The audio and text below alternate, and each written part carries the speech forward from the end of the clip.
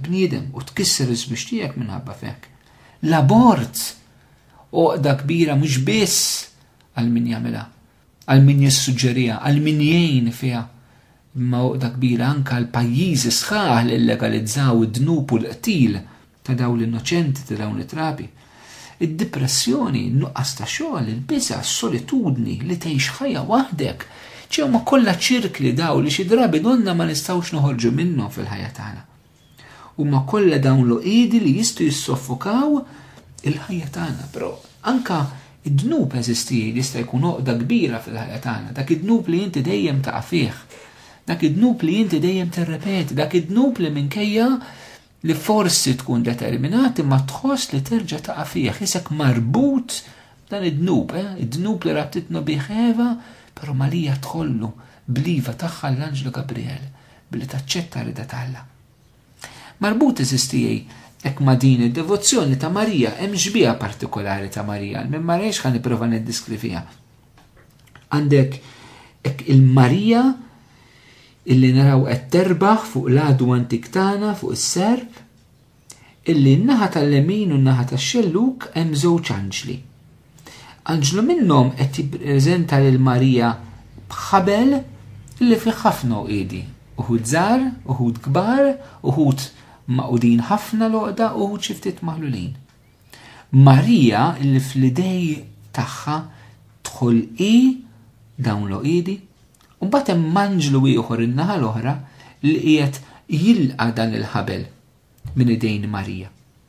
Interessanti li l-anġlu illi qiegħed jagħti il-ħabel lil Marija qiegħed iħares lejn il-Madonna, daqs li kieku dan l-anġlu fih tista' tilmaħ l-anġlu kustodju tiegħek li qed jitlob il-Marija u qed jitlobha biex tinterċedi hija għalik, biex titlob hija għalik, qed jippreżentala hu f'ismek dan l-ħabel li ħajtek bl-oqied li hemm fih. Imbagħad dan il-ħabel wara li Marija tħollu da jgħaddi fidej l-anġlu ieħor li mhux iħares lejn Marija, imma taħares lejk, inti u tħares lejn l-immaġni, daqs li kieku l-anġlu qed jgħidlek qed tara Marija x'inhi kapaċi tagħmel fil-ħajja tiegħek. U allura sistina naraw hekk f'din is-santa, din is-santa li fiha nfisha mixejn, però tgħinna biex niħtlu f'dan l-irwol ta' Marija hija espressjoni simbolika ta' dan ir-rwol li Marija għandha fil-ħajja tagħna. Flimkien ma' din is-santa sistiji hemm marbuta novena. Forsi smajna bin-noveni u forsi ngħidu għaliex nagħmlu noveni. Importanti sistiji illi fejn jieħdu daw tip ta' noveni kif hemm marbuta anke ma' Marija li tħollu qiegħdi fil-ħajja tagħna. Ma nirriduġux l-idea ta' novena issa xi ħaġa maġika li jien se nagħmel 9 ijiem nitlob għal din ħaġa u mbagħad wara se nirċeviha żgur jew ma nafx. Alla mhuwiex magician. Ġesu ma jagħmilx magics, ma jagħmilx tricks u ma jagħtinix 9 ijiem ta' show u entertainment b'xejn. Is-sens tal-novena eżistijej fil-ħajja tagħna nisranija.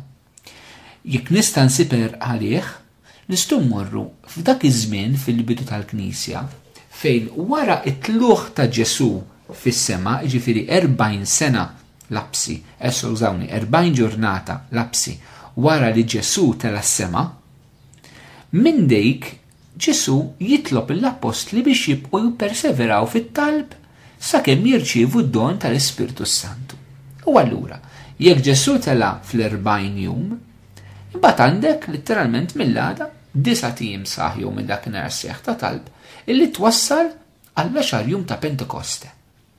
Meta allura 50 ġurnata wara illi l-Ispirtu Santu jinżel fuq l-apostli. Il-perjodu meta l-apostli obdew il-kman ta' Ġesu li jmorru jitlu jipperseveraw fit-talb. Però għamlu dan kif jgħidilna l-atti tal-apostli fl-imkien ma' Marija.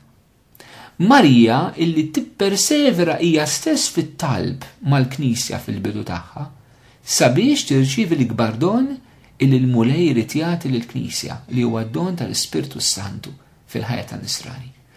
Marija kienet preżenti għal dak il-moment sabiex kif il-ġisem fiżiku ħanejtek ta' Ġesu fl-inkarnazzjoni jitnissel fil-ġuf ta' Marija ma bil-qawwa tal-Ispirtu Santu, hekk ukoll il-ġisem mistiku ta' Kristu jitwielet jiġifieri l-Knisja mill-Ispirtu bil-qawwa tal-Ispirtu Santu ma wkoll minn Marija. Ġoanna Pawlu II kien jgħid li l-preżenza tal-Madonna fiċ-ċenaklu Mhijiex kombinazzjoni, ma Marija kellha rol partikolari fiċ-ċenaklu. Ir-rol ta' bħalma kienet li bentalla ssir ukoll il-Knisja f'dak il-mument. Hija li aċċettat id-dixxiplu maħbub li huwa simbolu tad-dixxiplu ta' Kristu fuq il-Kalvarju, issa dak il-ħin hija tibda tgħix il-missjoni tagħha ta' u tgħixha wkoll f'dan il-mument li Knisja ħadd titwieled biex ngħidlek jekk fil-Kalvarju Knisja titnisser, hija titwieled toħroġ verament jekk f'dan il-ġuf dakinhar ta' Pentekoste. U allura disa tim ta' talb lil Marija bħala dik li tħollu qiegħdi tal-ħajja tagħna, irid nieħdu f'dil perseveranza. Irridu nitolbu vera. Irridu nitolbu sabiex il-Mulej anka bil-qawwa tal-Ispirtu tiegħu flimkien ma' Marija jinħallu l-ikbar problemi tagħna. Allura interessanti li quddiem l-ikbar problemi tagħna qegħdin ngħidu rridu nitolbu. Irridu nitolbu. Marija ma tagħmilx maġija, ma tinterġix għalina u aħna ma nagħmlu xejn. Le, ma flimkien magħna u aħna magħha kif kienet mal-apostli fiċ-ċenaklu. Irridu nitolbu eżistijaj, forsi narawha ħela ta' ħin, forsi ma nemnux, forsi naħsbu ma naħsbx, taħseb li inti trid tagħmilha, jien naħseb dan huwa l-gwaj li għandna fid-dinja u nazzar dan anke fil-Knisja llum. Aħna llum mitlufin f'dak li aħna maħniex kapaċi nagħmlu. Però donna nibżaw jew ma ridux ninfettħu għall-grazzja tal-Alla u naraw Alla x'kapaċi jagħmel. Jiena nemmen li dak kollu li d-dinja u l-Knisja għaddejja minnu fi żminijietna irridu jwasluna biex aħna nistrieħu bħal tfal żgħar fuq il-qawwa tal-Alla. Irridu nkissru s-supervja li hemm fil-bniedem u li hemm xi drabi fil-Knisja wkoll. Irridu nikkonvertu kemm fid-dinja u kemm fil-Knisja. Dinha waħda mill-konverżjonijiet kbar li l-Knisja għandha bżonn fi żminijietna. Il-Knisja li tirrealizza li mhix bil-qawwa tagħna, mhix bl-erf tagħna, mhix sempliċiment bid-deċiżjoni tagħna. L-Knisja mhix istituzzjoni daqs li kieku hija xi fabbrika, jew hija xi fundazzjoni. Il-Knisja hija realtà divina, hemm l-aspett uman imma realtà ta' Alla. Mhix realtà biss soċjoloġika, imma hija realtà ta' Alla. U għax tmiss ma' Alla, il-membri tagħha irdu jkunu nies umli li jitolbu. Għax ma jitlobx is-superv. U meta fil-Knisja naħsbu li nistgħu nħollu aħna l-oqidi li nsibu fihom mingħajr it-talb, dik hija supervja fil-Knisja eżistijaj li hemm bżonn konverżjoni. Jekk aħna pereżempju fil-Knisja naħsbu li nistgħu nsolvu id-diffikultajiet li għandna kif niċċelebraw il-festi parrokjali sempliċiment b'diskorsi, b'dokumenti u b'azzjonijiet fuq dak il-livell biss, għal dik hija supervja. Bżonn li nitolbu u bis-serjetà mhux it-talb impoġġu bħala ħaġa marġinali, ħaġa fil-ġemp, jiġifieri nagħmlu li għandna nagħmlu u mbagħad nitolbu biex inhu jibirek dak li aħna għandna nagħmlu, dik hija żball, hija ereżija, hija eretika fil-fatt li nagħmlu hekk. Għax inkunu qegħdin nibbażaw kollox fuq il-qawwa tagħna u l-Alla neqgħu bih biex ibierek il-proġetti tagħna. Hija żball enormi. Mhux il-proġett Alla nibdew nagħmlu laqqas fil-Knisja, laqqas fil-parroċċi tagħna, laqqas fil-kunventi tagħna. Manna bżonn verament nibdew minn Alla fit-talb. Fit-talb. L-apostli fit-talb jibdew biex jirċivu Pentekoste. Biex ħanidu hekk inħallu mill-ewwel oqda kbira li kellhom tal-biża' tad-diżappunt li jimtew bil-kuraġġ. It-talb. It-talb huwa s-soluzzjoni vera. Jiddispjaċini ngħid illum ħafna minna ma nemnux li t-talb vera huwa s-soluzzjoni. Anke fil-Knisja ma nemnuhiex. Ħafna attività sfrenata.